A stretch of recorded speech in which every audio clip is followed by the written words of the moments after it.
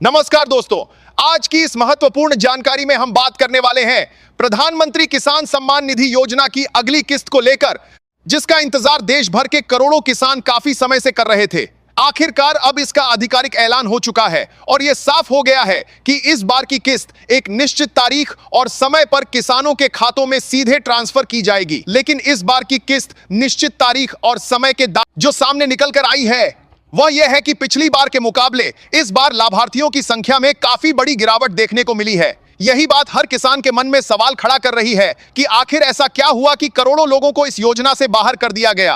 अगर आप भी इस योजना के लाभार्थी हैं या पहले रह चुके हैं तो यह जानकारी आपके लिए बेहद जरूरी है, क्योंकि इस बार जो बदलाव हुआ है वह छोटा नहीं बल्कि बहुत बड़ा है।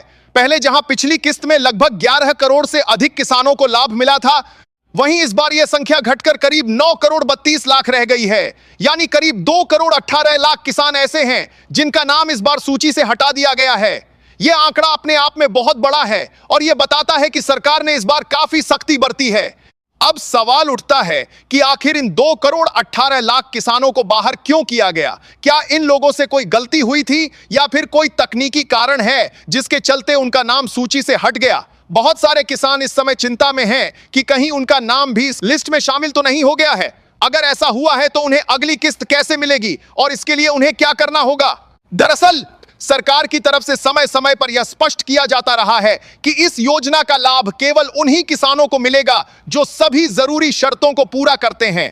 पहले कई बार ऐसा देखा गया कि कुछ किसान बिना पूरी प्रक्रिया पूरी किए भी लाभ ले रहे थे, लेकिन अब सिस्टम को और सख्त बना दिया गया है ताकि केवल सही और पात्र किसानों को ही पैसा मिल सके। सबसे पहला और सबसे बड़ा कारण है ई-केवाईसी का पूरा ना होना।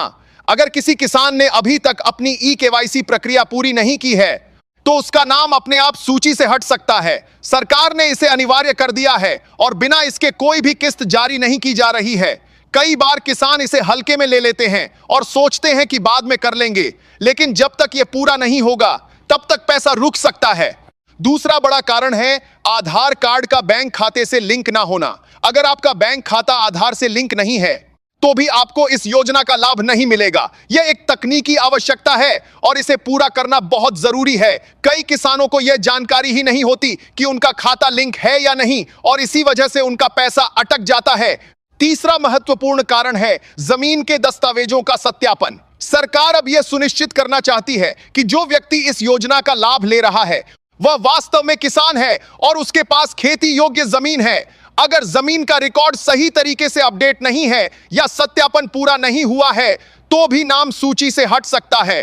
अब यहां पर एक और बड़ा सवाल सामने आता है कि क्या जिन लोगों का नाम इस बार हट गया है उन्हें आगे आने वाली किस्तों का लाभ मिलेगा या नहीं? इसका जवाब है हां, लेकिन इसके लिए उन्हें अपनी सभी गलतियों को सुधारना होगा। अगर कोई किसान अपनी ई-केवाईसी पूरी कर लेता है, बैंक खाता लिंक करवा लेता है और जमीन का सत्यापन सही तरीके से करवा लेता है तो उसका नाम फिर से सूची में शामिल किया जा सकता है।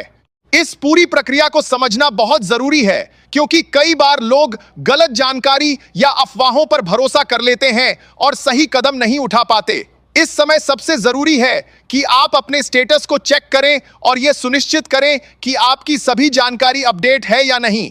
अगर कहीं भी कोई कमी है तो उसे तुरंत ठीक कर लें ताकि आपको आने वाली किस्तों का लाभ बिना किसी परेशानी के मिल सके।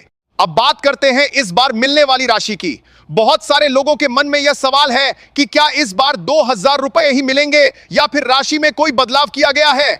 कुछ जगहों पर यह भी चर्चा चल रही है कि 3000 या 4000 रुपए मिल सकते हैं, लेकिन सच्चाई क्या है यह समझना जरूरी है।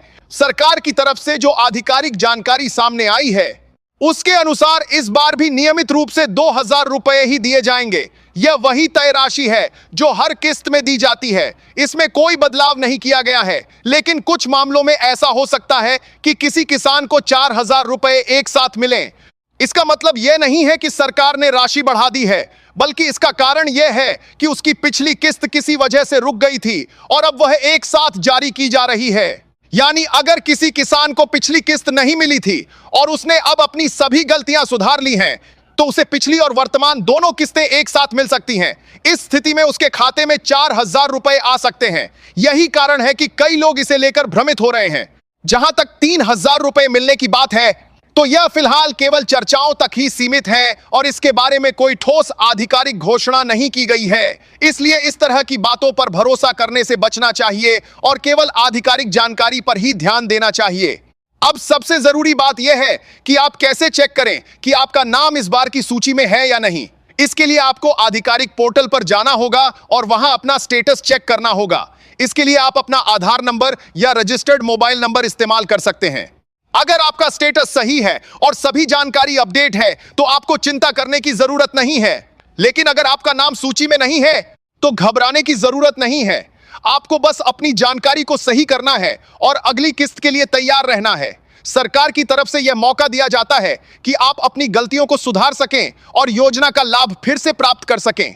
इसलिए जरूरी है कि आप समय रहते सभी जरूरी काम पूरे कर लें और किसी भी अफवाह में ना आएं। सही जानकारी ही आपको सही दिशा में ले जाएगी और आप बिना किसी परेशानी के इस योजना का लाभ उठा पाएंगे।